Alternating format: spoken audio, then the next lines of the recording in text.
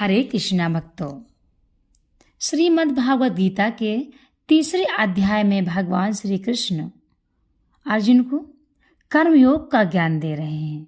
आइए आज हम भगवान श्री कृष्ण के मुखारविंद से सुनते हैं कि भगवान कर्मयोग का ज्ञान कैसे दे रहे हैं। आखिर क्या है कर्मयोग?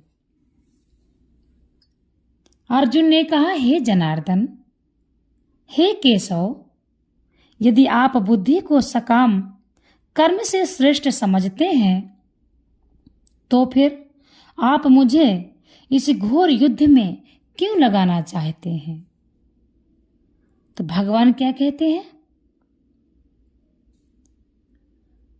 श्री भगवान कृष्ण ने पिछले अध्याय में अपने घनिष्ठ मित्र अर्जुन को संसार के शोक सागर से उबारने के उद्देश्य से आत्मा के स्वरूप का विशद वर्णन किया है और आत्म साक्षात्कार के जिस मार्ग की संस्तुति की है वह है बुद्धि योग या कृष्ण भावनामृत।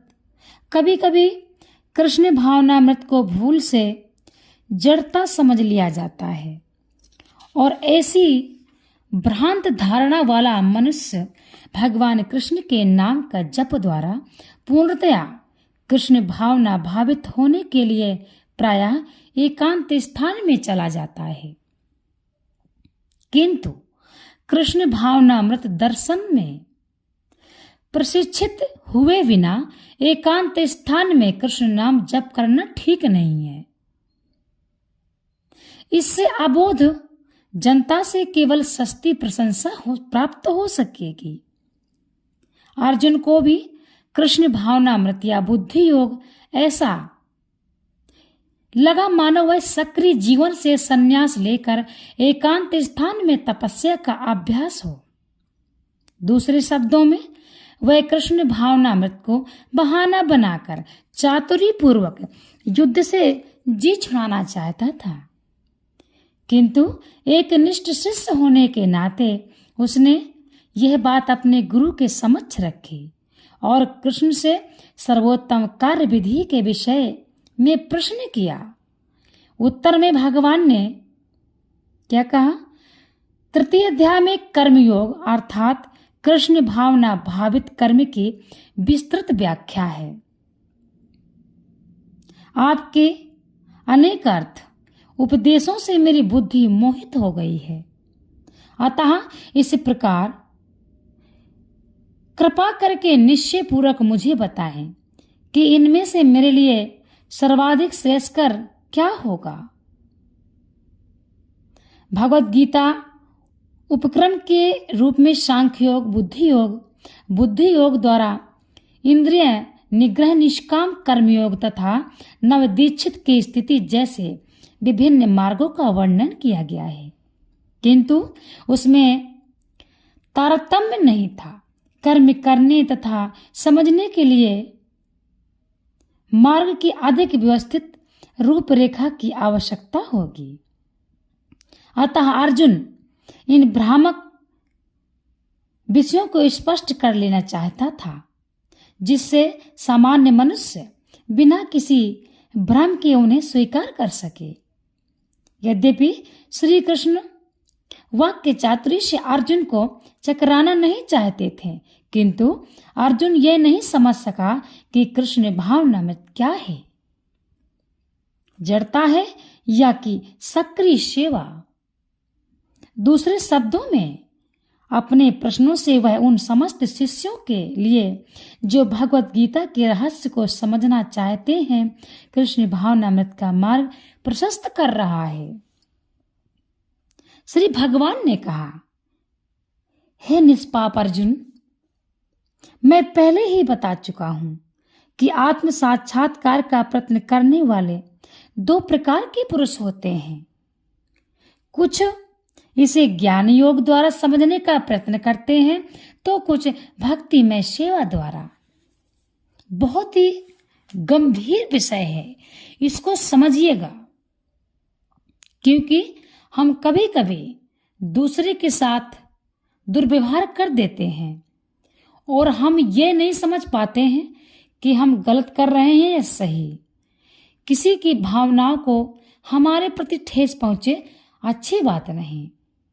कोई व्यक्ति किस प्रकार की भक्ति कर रहा है तो पहले हमें उसका ज्ञान होना चाहिए कि इसकी भक्ति शास्त्रोक्त है या नहीं, तभी हम उसका कुछ भी विवेचन कर सकते हैं, अन्यथा नहीं। जब हमको स्वयं कोई ज्ञान नहीं, जब हमको स्वयं उस बात के विषय में पता नहीं है, तब हम उस बात के विषय में आलोचना नहीं कर सकते हैं। यही श्रीमद् भागवत गीता से हमें ज्ञान प्राप्त होता है। श्रीमद् भागवत गीता भगवान श्री कृष्ण का साक्षात मुखारविंद है। ये कोई मनगढ़ंत कहानी नहीं है। जो व्यक्ति श्रीमद् भागवत गीता पढ़ता है वह व्यक्ति पूजनीय है और उसका दर्शन करने मात्र से ही हमारे पाप नष्ट होते हैं। अब द्वितीय अध्याय के 39वें श्लोक में भगवान ने 2 प्रकार की पद्धतियों का उल्लेख किया है, सांख्य योग तथा कर्म योग या फिर बुद्धि योग। इस श्लोक में इनकी और अधिक स्पष्ट विवेचना हो गई है। सांख्य योग अथवा आत्म तथा पदार्थ की प्रकृति का वैश्लेषिक अध्ययन उन लोगों के लिए है जो व्यवहारिक ज्ञान तथा दर्शन द्वारा वस्तुओं का चिंतन एवं मनन करना चाहते हैं। दूसरे प्रकार के लोग कृष्ण भावनामृत में कार्य करते हैं, जैसा कि देखिए ये बहुत बड़ी बात है। भगवान कृष्ण अर्जुन को समझा रहे हैं, परंतु ये हमारे लिए बहुत आवश्यक है, हमें इसको समझना चाहिए। श्रीमद् भागवत गीता हमारे लिए बहुत ही अमूल्य है। इसके ज्ञान का कोई अंत नहीं है।